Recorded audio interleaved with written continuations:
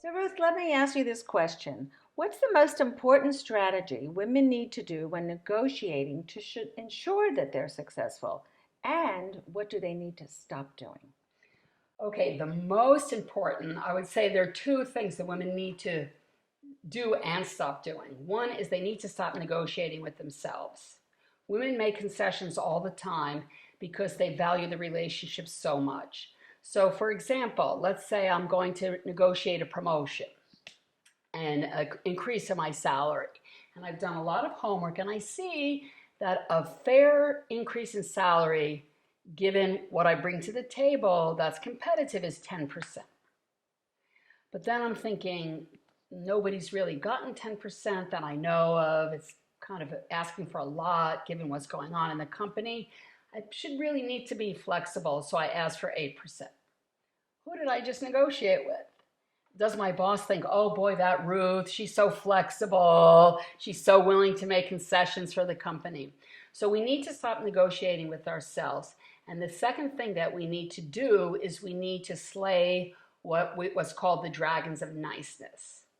When we are so compelled to be nice that it brings up in our counterpart what's called a shadow negotiation. And that's when they use our need to be nice against us.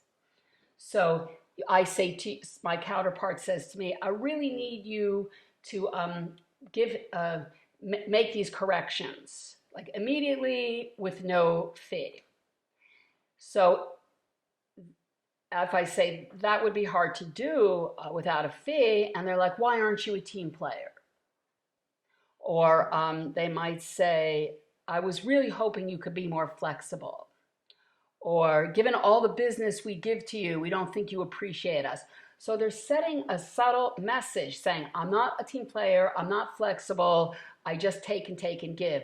And my dragon of niceness will keep me from negotiating what actually belongs to me.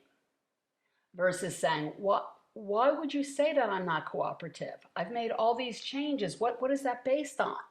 Calling them out on their subtle shadow negotiation to get me to make concessions because I have such a high drive to have you be happy and me be nice.